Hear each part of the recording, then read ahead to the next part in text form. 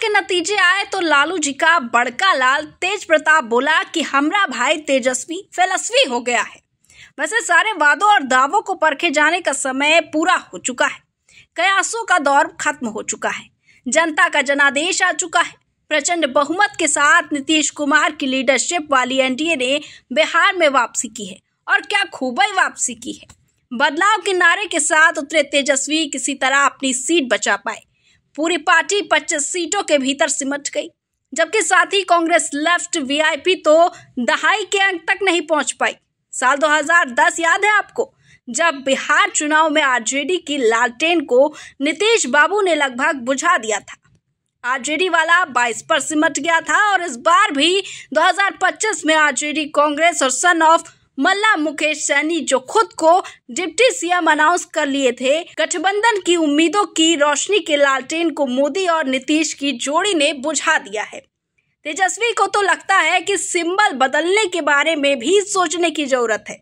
लालटेन का जो इस इलेक्शन में हश्र हुआ है, उससे तो लगता है कि लालटेन बदल के बल्ब को अपना सिंबल बना ले, तब शायद ही किस्मत चमके, वरना कांग्रेस के हाथ लालटेन लगने से क्या होता है। 2020 के बाद 2025 में भी तेजस्वी देख ही लिए हैं। वहीं इलेक्शन से पहले पिक्चर में शून्य पर आए प्रशांत किशोर काउंटिंग के बाद भी शून्य पर बरकरार हैं। उनके प्रेडिक्शन उनकी तरह ही निकले। मिस्टर किशोर तो नीतीश की जेडीयू को 25 सीट भी नहीं देने वाले थे। नतीजे आए तो उनका ही डब्बा गोल हो गया। चलिए छोड़िए महाराज, तेजस्वी पे तो वापस आते हैं, जिनकी जगमग से पूरा इलेक्शन कैंपेन जगमगा रहा। मगर जब ईवीएम खुली तो तेजस्वी पहले चौंके और फिर चूक गए। सवाल है क्यों? सबसे पहली वजह जंगल राज की इमेज है, जिसके बोझ तले तेजस्वी एंड कंपनी दबी दिखी। भले ही नीतीश कुमार 20 साल से सत्ता पर काबिज हो, लेकिन लालू राज के दौरान बिहार के लोगों के जहन से उस दौर की याद अभी तक धुंधली नहीं हुई है, जब शाम होते ही लोग घर से बाहर निकलने से कतराने लगते थे।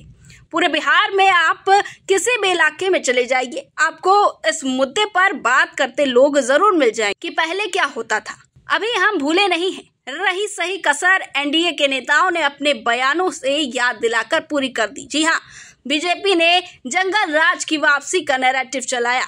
लालू तेजस्वी के चारा घोटाले और अपराध को उछाला। तेजस्वी का अपने पिता लालू की छवि को छुपाने का प्रयास विफल रहा, जिसे लेकर मोदी ने पापों को ढकने का आरोप लगाया। सोशल मीडिया पर कट्टर राज मीम्स वायरल हुए, जो युवाओं और महिलाओं में डर पैदा करने वाले साबित हुए। तेजस्वी भले ही नया बिहार बनाने का वादा कर रहे हो, लेकिन ये एनडीए के जंगल राज की वापसी के नैरेटिव के सामने टिक नहीं पाया। पूरे चुनाव के दौरान जंगल राज की वापसी का मुद्दा छाया रहा। प्रधानमंत्री नरेंद्र मोदी से लेकर यूपी के मुख्यमंत्री योगी आदित्यनाथ तक ने इसी मुद्दे पर लोगों से वोट मांगा। बिहार में नीतीश कुमार की बिरादरी कम ही है, तो नीतीश बाबू ने अपने एक अलग जात क्रिएट कर ली है। बिहार में नीतीश बाबू ने एक नई ही कैटेगरी डेवलप की है, महिला और पुरुष, और इन महिलाओं ने ही नीतीश कुमार को बिहार का राजा बना दिया। 2005 में जब से नीतीश बाबू सत्ता में आए, तब से इसी सोशल इंजीनियरिंग पे काम कर रहे हैं।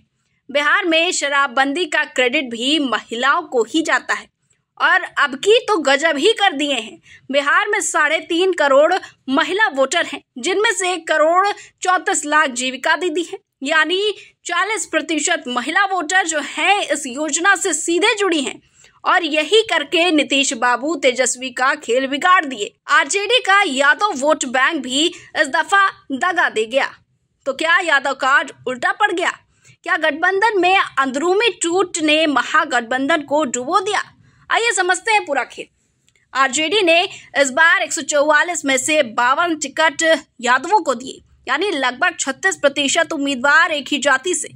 बिहार की राजनीति में यादव 14% वोटर हैं, लेकिन इतने टिकटों ने ये मैसेज दे दिया कि आरजेडी सिर्फ यादवों की पार्टी है। बीजेपी ने इसे यादव राज का नैरेटिव बनाकर जोरदार प्रचार किया, और इसका असर शहरी वोटरों से लेकर कुर्मी, कोयरी और अत्यंत पिछड़े वोटों तक दिखा। सबसे बड़ी गलती रही तेजस्वी का आरजेडी सेंट्रिक अप्रोच। कांग्रेस और वाम दल लगातार नाराज रहे, सीट शेयरिंग को लेकर, प्रचार को लेकर और यहाँ तक कि घोषणा पत्र तक को लेकर। महागठबंधन का नाम तेजस्वी प्रण रखा। रैलियों से राहुल गांधी की तस्वीरें गायब रहीं। गठबंधन को लगा तेजस्वी सबको पीछे कर खुद आगे दिखना चाहते हैं। वादे बड़े किए लेकिन ब्लूप्रिंट गायब रहा। तेजस्वी ने हर घर सरकारी नौकरी से लेकर पेंशन, शराबबंदी समीक्षा तक सबका वादा कर दिया, लेकिन फंडिंग, प्लान, टाइमलाइन कुछ भी नहीं बताया। बार बार कहा ब्लूप्रिंट 2 दिन में देंगे, बार बार कहा ब्लूप्रिंट 2 दिन में देंगे, लेकिन चुनाव खत्म हो गया, ब्लूप्रिंट नहीं आया। नतीजन वोटरों में अविश्वास बढ़ गया। मुस्लिम परस्त छवि का भी उल्टा असर दिखा। कई सीटों पर मुस्लिम वोट तो मिले, लेकिन प्रदेश में इसका उल्टा असर हुआ। चलिए खैर, नीतीश की वापसी हो गई, मगर बीजेपी इस दफा बगैर नीतीश के भी अब की बार बिहार में सरकार बना सकती है। बीजेपी ने कुल 101 सीटों पर चुनाव लड़ा और 91 जीत भी ली। इस आंकड़े के साथ बीजेपी बिहार में सबसे बड़ी पार्टी बनकर उभरी है। बीजेपी ने 2010 में इतनी ही सीटें पाई थी, लेकिन तब सबसे बड़ी पार्टी जेडीयू थी, मगर तब हालात कुछ और थे और अब कुछ और है। बीजेपी चाहे तो चिराग पासवान, मांझी और उपेंद्र कुशवाहा को जोड़कर मैजिक नंबर हासिल कर सकती है। अगर बीजेपी ऐसा कुछ सोच रही है तो नीतीश के पास भी काउंटर है। नीतीश आरजेडी की 28, कांग्रेस की 5 और बाकी बची 9 को जोड़कर अपना उल्लू सीधा कर सकते हैं। लेकिन ये इतना आसान है क्या? नीतीश अगर पलटूराम है तो बीजेपी के पास भी चाणक्य कम नहीं। वैसे भी बिहार है, जब जब लगता है समझ में आने लगा है, बिहार पन्ना पलट देता है। तो आप भी रखिए नजर और कमेंट बॉक्स में बताइए हमें क्या होने वाला है बिहार में।